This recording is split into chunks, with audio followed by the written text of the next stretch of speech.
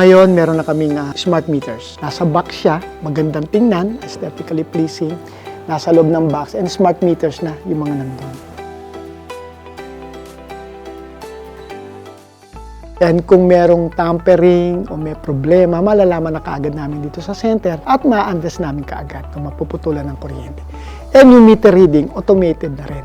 No, hindi na kailangan pasyalan ng meter reader na sasakay sa basket truck para mabasahan o maputulan. Mababasa na rin namin siya.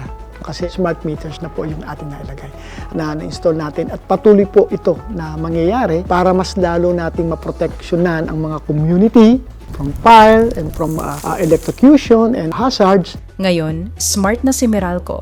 Gamit ang smart meters, nakikita agad kung may illegal tap, kaya mas ligtas at mas maayos ang kuryente sa bawat barangay.